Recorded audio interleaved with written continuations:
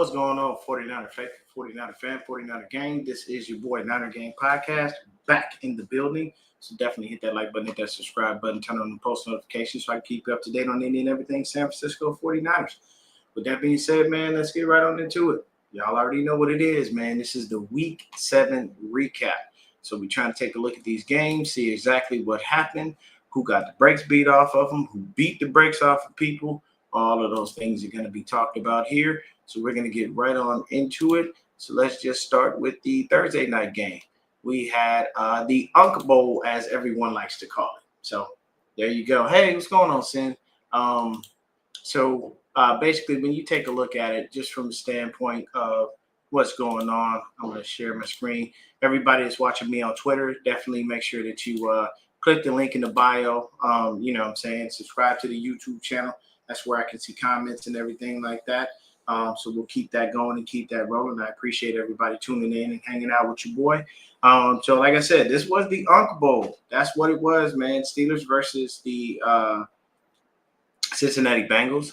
As you can see right here, when you take a look at it, Steelers scored in every quarter. The Bengals only didn't score in the first, but scored in every other quarter as well. You see who took the W. This was 33-31. So this was a very, very close game. That just tells you that everybody was on their P's and Q's when it came to this stuff, man. I can't even be mad at it. So let me give myself just a hint. Oh, actually, nope. Too much light darkens things. But either way, definitely everything worked out for him, you know what I'm saying, when it came down to it. Joe Flacco went ahead and led the Bengals to a W. Looks like the Steelers let this one slip away just through their fingers, but it's all good. So you move on down to the next game on the docket. This is a beatdown of the week. As my boy The Rock would like to say, the Rams laid the smackdown on the candy ass of the Jacksonville Jaguars, 35-7. Now, this game you would have had to wake up super duper early for. Why? Because it was overseas, and I believe it came on like 6 a.m. for people on the West Coast. That would be 9 for people on the East Coast. So at the end of the day, 35-7, man, the Jags couldn't score until the last quarter. And I mean, hey, that speaks volumes about the Rams defense. That says that the Rams defense is solid, that they're not playing around, and that they really, really do want the smoke. You come out here, you play the Rams, you're going to get it done. And typically, oddly enough, because Jacksonville, when they play overseas, they built a very large fan base over there in England. So you got a good chunk of fans over there that are actual Jacksonville Jaguar fans. Like, it's not a game. They're serious about, their team, and they go there, they root for them. But at the end of the day, this did not pan out well because Trevor Lawrence got the brakes beat off of him. Travis Etienne didn't run nothing. Travis Hunter had 8 receptions, 101 yards, and 1 TD, but that ain't gonna mean nothing if you ain't beating out that other team. Davante Adams had himself a nice little resurgence in this game. For people who thought he fell off, I never thought he did. I'm not one of those people. I always thought that he was going to be good. But Davante Adams, hey, look, man, the man had 5 receptions for 35 yards, but he had 3 touchdowns. I've told y'all this before. Stats don't necessarily matter when it comes down to numbers versus TDs. That's the end of it. If I scored 3 touchdowns and I only had 3 yards, I could care less about them yards. I scored 3 touchdowns. That's what matters. I got into the end zone. I helped my team win. It's not about gaudy numbers. It's about getting the W and getting it the right way. So we got that taken care of. So we already know exactly what's going on with that. What's going on with Papa J? So then you go ahead and take a look at it. Matthew Stafford, he only had 182 yards, but the man threw 5 TDs. That's insane. 3 to Devontae, 1 to Terrence Ferguson, and another one to Kanata Mumpfield. I don't even know who that is. So the Jags got beat by a bunch of nobodies outside of Davante Adams. This is literally what happened. It is what it is. Red zone scoring must look good for them. Everything was working out well. So, hey, at the end of the day, when you do not score until the last quarter and the other team puts up 35 points and you only score once, kind of is what it is, people. It's just how it works. So we'll move on. We got the Saints and the Bears. Woes continue for the Saints, man. The Saints right now are looking like the Aints. They just cannot get a win, man. They are 1-6. They're 0-3 away from their home. So the only dub they got is at home, but it's just not the best. When you take a look at it, the Saints scored in the second and the third. They didn't score in the first or the fourth, and the Bears scored in every single quarter. Now, they did the bulk of their scoring in the second quarter by scoring 17 points.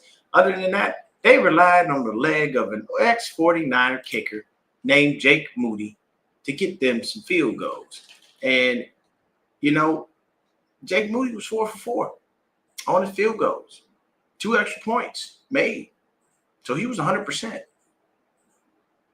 I am a little envious and a little pissy because it was really crazy how he couldn't do that for us. But he goes elsewhere and does it. But sometimes a change of scenery is a good thing, and it does help. Be honest with you. Look at Daniel Jones. He was left for dead with the New York Giants. Everybody said, nah, this ain't the dude. He goes into India, and now this dude's a superstar. Sometimes a change of scenery can be good. So, hey, you know what I'm saying? Do your thing over there, Jake. Don't bring yourself back here, though, because I don't need you and your moody self doing nothing stupid. But basically, this was just a simple thing. Spencer Rattler, 2 TDs, 3 interceptions. This dude's got to get better. That's not going to work. You can't be throwing more interceptions than you do touchdowns. He was sacked 4 times as well. You come and take a look at Caleb Williams. Man only had 172 yards, and he had 1 interception. So the run game did what they had to do. You got DeAndre Swift and Kyle, looks like Monagai. Both of them had TDs. So things were working out for them. And, hey, the Bears have been looking good. They are currently 4-2. Just think about that, man. Bears are coming along. NFC North is a battle, and the Bears are in it. They are not on the outside looking in no more. But the Dolphins and the Browns, this is the game that got Tua Tagovailoa benched. 31-6. You let the Browns beat the brakes off of you. You scored only 6 points in the second quarter. That's all you could muster as an offense. Look, man, I don't want Mike McDaniels to get fired. But he treading on thin ice right now. And I ain't going to lie to you. Look, we could have a full-on reunion. Mike McDaniels, you get fired, come on home. Come on home. That's okay. I know Kubiak is here. I know he's been doing the play, but come on home. Don't worry about it. We can use your mind, your expertise. You know the system. You know how it works. We definitely need the help. So that's all I'm going to say. Mike McDaniels, come on home because the Dolphins are a complete dumpster fire. And you feel bad for Mike McDaniels. You feel bad for Robert Saleh because they both went to bad organizations. These organizations don't care about winning. Neither one of them. I don't even know why the Dolphins even play because they haven't won in forever. They honestly haven't really been good since Dan Marino left. I haven't really seen them do much of anything in their division, let alone in the NFL since then. There's just things about them that just don't add up. And we all know the Jets. It's always their offense. Their defense is always good, but their offense is always trash, and they never help them out. So it just kind of is what it is. But the Browns scored in every single quarter. Dillon Gabriel didn't really do much of anything. So please, people, don't jump on that Dillon Gabriel hype train. The man was 13-18 for 116 yards. Okay? And he did not throw a touchdown, but he didn't throw an interception. So I don't know. But what did they do? Yeah, 18 passes and 33 runs. What have I always said? A rookie's best friend is a great running back. Why? Because it takes the pressure off of you. It alleviates it. And Quinshon Judkins, for all his off-the-field stuff, his on-the-field play has been fairly good. You gave the man 25 carries. You gave 84 yards and 3 touchdowns. Ain't much more you can ask for out of your running back in any game. You know what I'm saying? He was the one who did all the scoring. He led the way. Of course, a couple of field goal kicks and whatnot. But at the end of the day, hey, man, you go out there, you get the dub. It is what it is. And Tua Tagovailoa, you should be ashamed of yourself. 12-23 with 100 yards and 3 interceptions. Yeah, this is why he got benched, man. I'm sorry. Tua Tagovailoa just ain't it. And I even said this, on my man Terradome show the other day. There are certain quarterbacks that are just overpaid. Tua Tagovailoa is very overpaid. Moving on to the Patriots and the Titans. 31-13. Patriots took care of business. They scored in the first 3 quarters, didn't score in the fourth, didn't really need to. But the Titans only scored in the first half, didn't score in the second half. So, Mike Vrabel goes back to Tennessee, beats his old team. You know what I'm saying? I feel bad for Cam Ward. I really do. Cam Ward needs an offensive line badly. Like the draft next year for Tennessee, their first 3 picks should be offensive linemen at a bare minimum. Get some people in the building that can protect this young kid. Because if not, you're just going to get him killed. You're going to destroy his confidence, and it's not going to look good. You got to do better. You got to do better. 31-13, Patriots get to win. They're currently 5-2. And the Raiders.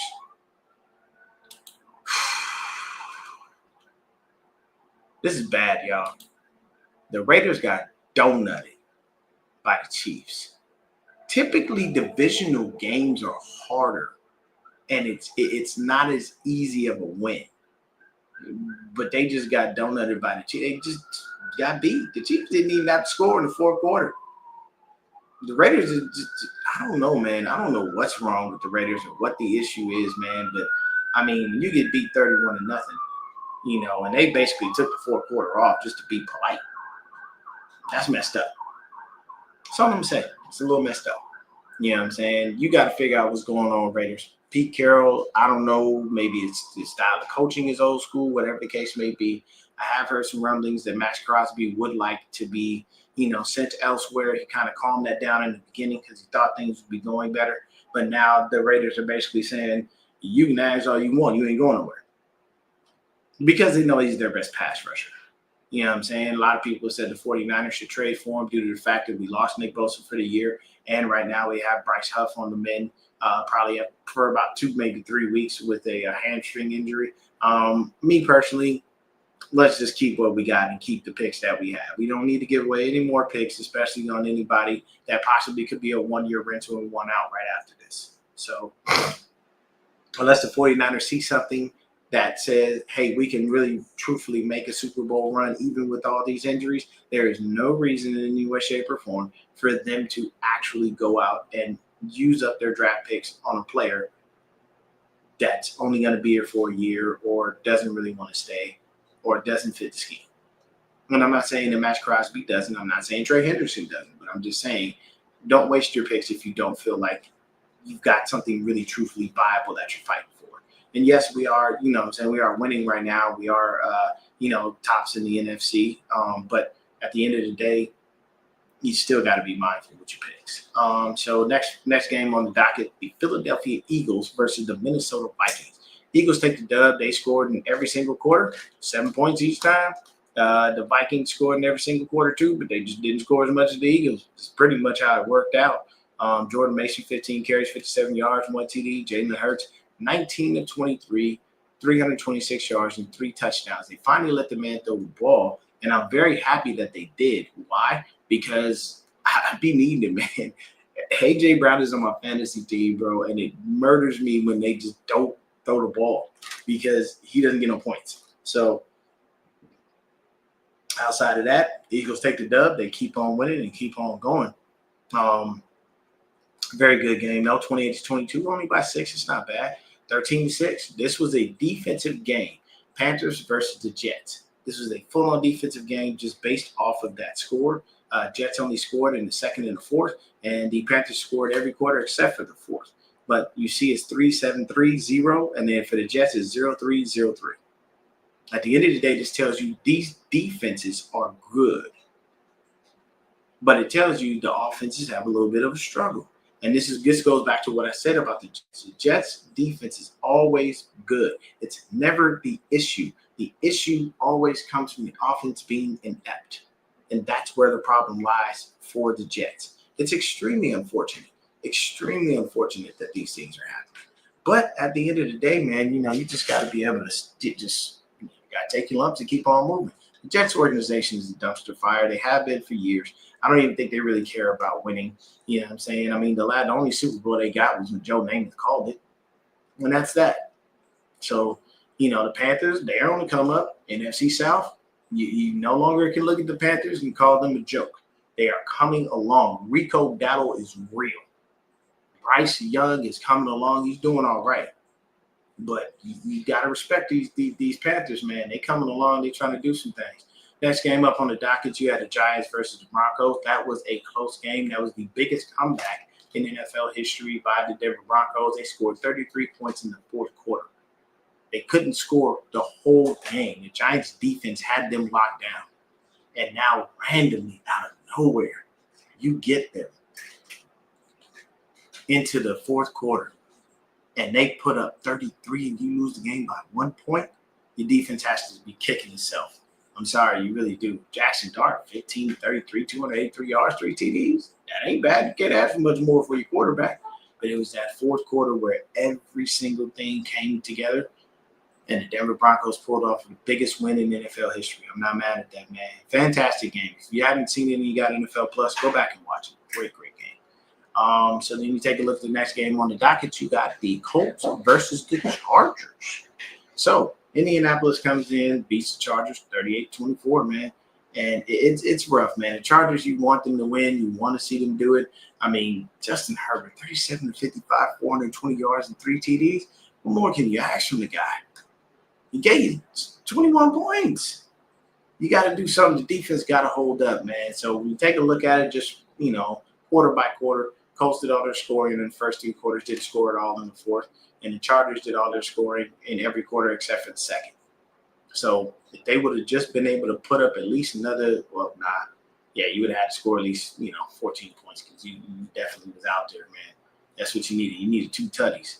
So you would have had to been able to make something happen a little bit better. But, hey, shout out to the Colts. They out there doing their thing. Jonathan Taylor, another monster game, 16 carries, 94 yards, 3 TDs. That man balling. That's the best back in the league. I know people will look at me and go, but what do you think about Christian McCaffrey? I love Christian McCaffrey. Christian McCaffrey is one of the best 2-way backs to ever grace the field. But I'm not going to sit up here and just be a homer and be biased. Jonathan Taylor is the best back in the league. The man's been doing it from day one of this season. He hasn't stopped. He hasn't fell off. You know what I'm saying? Christian McCaffrey had to take time to get going. This was a great game from him. Love to see some consistency out of him. But I'm not going to just say that the 49ers run game is immediately back after one game. You got to keep doing it to be able to build on that, and let's see what we get. But next up on the docket, you got the Commanders and the Cowboys. Of course, Jaden Daniels gets injured in this game, and the Cowboys just beat the brakes off of him, man. 44-22. They beat him by 22. Hey, man, Cowboys look good. You know what I'm saying? Commanders scored in every quarter except for the fourth. Cowboys scored in every single quarter. They did what they had to do. 17 in the first, 10 in the second, 14 in the third. I mean, hey, man, they was out there doing it. Dak Prescott, 21-30, 264 yards, 3 TDs. Not bad at all. Not bad, but I am a Cowboy hater. So for me, this is great. I need them to keep giving their fans hope. Because when the fall comes, it's going to be that much sweeter. I'm very much like Stephen A. I like them to build and build and build and get all the way up here. So when the playoffs come and they fail, it's the big drop, and you get nothing out of them. But it is what it is, man. They beat the brakes off of them boys. Cowboys and the Packers. Packers and the Cardinals. Very, very close game. Packers did all their scoring in the second through the fourth. Cardinals did all their scoring every single quarter. But they let the game slip away from them. The Cardinals now have taken a 5-game losing streak, 5 straight, and they've lost all of these games by I think like a total of like 13 or 15 points. So they're in these games, they're right there. They just cannot finish, and I don't know why. I don't know what the issue is or what they're doing, but it's just not working out, and you kind of feel bad for them. Hey, what's going on, Dave? But at the end of the day, man, it's just a little frustrating that you see this stuff, and you're like, dang, man, you feel bad for them a little bit, And then Falcons and the 49ers, obviously, 49ers took the dub. We won 20-10. Neither team scored in the first, but we scored every other quarter, and the Falcons only scored in the second and the third. They did not score in the fourth quarter. Of course, Christian McCaffrey, this was the game where he got over 129 yards. He was 24 carries, 129, and 2 TDs. We actually shut down Bijan Robinson. I think he had just a little over 40 yards, but he wasn't running wild like everybody else. So that's a good thing, man. We were able to keep Michael Penix to just 1 TD thrown. Hold Drake London and them to some very pedestrian numbers. It looked good, though. It looked good. And here comes a Monday night beatdown, man. The Lions and the Bucks. That was a crazy game. Bucks only scored in the second and third quarter, while the Lions scored every single quarter. Basically, it was 24-9, and the Bucks just couldn't get anything going offensively. The Lions' defense was way too good. Jahmyr Gibbs, 17 carries, 136 yards, 2 TDs. Goff had a touchdown. So, they did what they had to do. Lions went in, and, they were at home. They beat the brakes off of them, and It is what it is. And then you have the Texans and the Seahawks, 27-19. Seahawks pick up the dub. So at that point, the Texans only scored quarters 2 through 4. And then the Seahawks only scored in the first and in the third. So even with just that, it tells you, you know what I'm saying, it's a little crazy because the game is so close. A touchdown could tie this up. You know what I'm saying? That extra point could get them to win.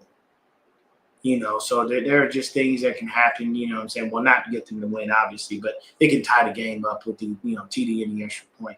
But it's very frustrating. Very frustrating. You know what I'm saying? As a team, when you don't have that as an option, you would have to get a 2-point conversion, obviously, instead of the extra point. I apologize. But that's the slate of games for the week, man. And it was just craziness. So when you take a look at the games, a lot of close games, but a few beatdowns. So first beatdown of the week, that title goes to the Rams, man. 35-7 on the Jags. They beat the brakes off them boys. It was ugly. Next beatdown. And it's very rare to say this, but it was the Browns. They beat the brakes off of the Dolphins 31-6. The other beatdown, Raiders just getting donutted by the Chiefs, just ugly. That was just a serious, serious beatdown. Another beatdown, hey, 44-24, that's 22 points. That is 3 touchdowns. And at least 1 2-point conversion. I'm just saying, bro, hey, you get beat by 22 points, that is a beatdown. You got broke off. And the last and final beatdown came on Monday night. The Lions beat the brakes off of the Bucs 24-9. That was ugly. But it is what it is, man. And if you want, you know what I'm saying, you take a look at the standings and you see where everybody is. In the AFC, you got the New England Patriots leading their division at 5-2. AFC North, you got Pittsburgh Steelers leading their division at 4-2. Indianapolis Colts run the AFC South 6-1. Denver Broncos running the AFC West right now 5-2. Come over to the NFC East. Philadelphia Eagles are 5-2. The Green Bay Packers are only up because they have a tie. So it's 4-1-1. But technically speaking, me personally, I don't think that tie should give you any kind of leeway. But either way, the Lions are 5-2. The Bears are 4-2. The Minnesota Vikings are 3-3. So there's not a team in the NFC North under 500. That's pretty good. That means that is a very competitive division. Tampa Bay Buccaneers are still 5-2, leaders of the NFC South. But right on their heels is that team I told y'all to stop laughing at them and stop forgetting about them. Carolina Panthers, they are 4-4. And the Saints just 1-6. It's pathetic. Then you slip over to the NFC West. 49ers are up there. We have 3 teams at 5-2. And oddly enough, the last team in the division is the opposite of that. The Arizona Cardinals are 2-5. So the Hawks, the 49ers, and the Rams, all at 5-2. The 49ers are only atop the division, number one, because we beat all of our division opponents the first go-round. So that's the reason why we are atop that division. When it comes down to it, one thing I do want to say, Arizona fans, y'all got to do better. You got to do a lot better, man. Y'all need to start showing up for your team and showing some faith in them. I know it's rough because they keep losing and it's nothing good. And, you don't want to go to a game because you don't want to waste your time and watch them fail. But at a bare minimum, show some kind of love. Why every time you go to an Arizona Cardinals game, they are dominated by the opposing fan base? I dropped my daughter off because her mom and her aunt are Packer fans. They came to Arizona to watch the game. When I dropped her off, I saw a sea of green and yellow. I even took a picture with a dude from the Packers. He was Packered out, head to toe. Yeah, cheesehead, like whole nine. It's crazy. It's insane that they don't have fans there. The only reason people think that they have any fans when we play them is because we have the same colors. Yes, it's a little bit of a different shade of red, but it's easy to blend in so you look like, oh, Cardinal fans were there in droves. No, they're not. 49er fans literally own Arizona. We have, I don't know how many bars out here and how many 49er chapters here. Shout out to my chapter, the chapter I'm a part of, AZ 49er Empire. Shout out to my dogs. If you ever come to Arizona during football season and you want to catch a football game and you want to catch the 49ers, head on over to Mill Ave, go to Varsity Tavern. That's where we are at. That's where the AZ 49er Empire is, and we always going to be out there chilling. But we've got so many chapters all over Arizona. Like it's crazy. And when those games get played, we go and we show up and show out. You have no idea. There are so many of us. You can link up with 49er fans from everywhere. And it's just a little crazy that the Cardinal fans, they just don't show up. You know what I'm saying? Cardinal fans don't show up. Rams fans don't show up, especially for their parade from years ago. But it just that's the crap part. So when you take a look at it, man, I'm gonna give y'all the worst teams in the league right now. Cardinals 2-5, just horrible. Saints 1-6, just garbage. The Giants 2-5, not looking good at all. Raiders 2-5, look like trash. Tennessee Titans 1-6. That's very, very unfortunate. Baltimore Ravens 1-5. Who thought the Ravens would be 1-5? But this tells you the truth of things, that the Baltimore Ravens are nothing without Lamar Jackson. If Lamar is not in, they ain't winning. And I mean, at 1-5 right now, I mean, don't get me wrong, Lamar comes back, they go on a nice little run. They could possibly try to sneak into a wild card or maybe the 7th spot. But for the most part, this season's pretty much over. 1-5, that's an ugly start. I mean, even the Browns, 2-5, not looking good.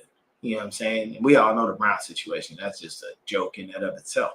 The Jets, the Dolphins, 1-6. The Jets are the worst team in the league at 0-7. They haven't won not a single game. At least everybody else can say we won one. The Jets can't say they won anything. And once again, it's simply put, it is the offense. The Jets need to find good offensive linemen, and they need to find a quarterback. Justin Fields ain't it. And there's nothing against Justin Fields, but his best hope would have been to stay in Pittsburgh, because that's where he looked like he was actually doing something right and he was working. Things were going smooth for him. He had no luck when he was with the Bears. He looked okay with the Steelers, but they said, forget it. We got to go with the Wiley Bet and Russell Wilson. And we all see how that worked out. They kicked him over to the Giants, and now he started and wound up on the bench, and now Jackson Dart started. And now the Steelers now have Aaron Rodgers. So you take a look at it, man. Those are the worst teams in the league. And the number one worst team is the New York Jets. And I feel so bad because, once again, defense is always solid. Aaron Glenn's doing a great job with that defense, but the offense just cannot produce. So it kind of is what it is, man. But, hey, that was the game recap for this week, man. I'll holler at y'all next week so we can talk about some things, you know what I'm saying, and talk about some more scores and some more things of that nature. But for right now, once again, tomorrow night, if you want to take a look at it, just looking at the week ahead for week 8. Tomorrow night, you got the Vikings and the Chargers, both teams coming off L's, and they want to get some dubs under their hands. Then you go ahead and you take a look at the Dolphins and the Falcons. You got the Jets and the Bengals, Browns and the Patriots, Eagles and the Giants, Bills and the Panthers, Bears versus Ravens, 49ers versus Texans, Bucks versus the Saints, Cowboys versus the Broncos, Titans versus the Colts. Sunday Night Football will be the Packers versus the Steelers. And that'll be a good one. Aaron Rodgers goes, Aaron Rodgers at home versus his old team, seeing Jordan Love and everything. And then Monday night, we only have one Monday night game this week, and that'll be the Chiefs and the Commanders. I'm pretty sure we all know what's going to happen there. This team on a bye week right now is the Lions, Raiders, Rams, Cardinals, Seahawks, and Jags. So pretty much the whole NFC West outside of the 49ers is on bye week this week. And that's crazy. I never thought they would give, almost a whole division the same week off, which is kind of weird. But, you know what I'm saying, that's what it is. I'm going to give you all my game picks here really quick. So Vikings and the Chargers, I'll take the Chargers. I'll definitely take the Chargers. Dolphins and the Falcons, taking the Falcons. Jets and the Bengals, there's no way I'm taking the Jets. I'm going with the Bengals. Browns and the Patriots, definitely taking the Patriots. Eagles and the Giants, taking the Eagles. Fly, Eagles, fly. Bills and the Panthers, I'm going to take Panthers. I'm going with Carolina, damn it. That's my upset of the week. Carolina is going to upset Buffalo. Calling it. Bears and the Ravens, got to take the Bears. 49ers and the Texans. This is a nice little battle, you know what I'm saying? D'Amico Ryans, ex-defensive coordinator for the 49ers. You got to love what they're doing over there, but I'm going to take the Niners in this one. I'm going to be a homer on that one. Bucks versus the Saints. We'll take the Bucks. Cowboys versus the Broncos. That's going to be a good one, but I'm going to go ahead and go with Denver. I'm going to say Denver takes that one. Titans and the Colts. You know the Colts are winning that. Steelers versus the Packers. That's a good game. I don't know, though. It's a little bit different. I'm going to go with the Steelers. And then Commanders versus Chiefs. I'm taking the Chiefs. If you don't have Jaden Daniels on the field, they ain't winning no games. I'm sorry. Jaden Daniels is just as vital to the Commanders as Lamar is to the Ravens. You don't see Jaden Daniels, you don't see too many wins for the Commanders. But those are the game picks. That's a recap for Week 7 as well. Thank everybody for tuning in and hanging out with your boy. I appreciate all of you. What's going on? What's going on, B-Dubs? What's going on, Throwback? But that's basically what it is. I'm going to get on up out of here. Probably going to do a couple quick shorts. Thank y'all for tuning in, hanging out with your boy. At the end of the day, we got Week 8 coming. 49ers don't have a bye week until late in the season. But for right now, we're rolling. Everything looks good. The one thing that I will say is right now, Mac Jones is the man. The man's 4-1. We're rolling. We're winning games. We're doing what we got to do. If it ain't broke, don't fix it. Give Brock Purdy as much time as he needs. If we can at least win this next game versus the Texans with no Brock Purdy, and then we bring him back that following week, and we possibly have IU coming back, we possibly have Pearsall coming back. All of these things start coming in, and we get the full slate of the offense back. You know what I'm saying? Hopefully, we just keep Matt Hennessy in at center, and we do not put Jake Brendel back in. I think we can continue to keep rolling. But thank y'all so much for tuning in with your boy, hanging out with me. Once again, that was a Week 7 recap. If you didn't catch it right now, go ahead and, run the video back, catch it, tell a friend, and tell a friend, tell another friend. I'm trying to get to that 600 mark. I only need 2 more subscribers. If you know anybody, please recommend them to the channel. Have them subscribe. If you own X, definitely, follow me on X, but at the same time, click the link in my bio. That'll take you to my YouTube channel. I would love everybody on X that follows me to subscribe to the YouTube channel, try to build that up and bring that thing up. Once I get to 600, on 7, so on and so forth. But thank y'all so much for tuning in and hanging out with your boy. I'm out. Peace.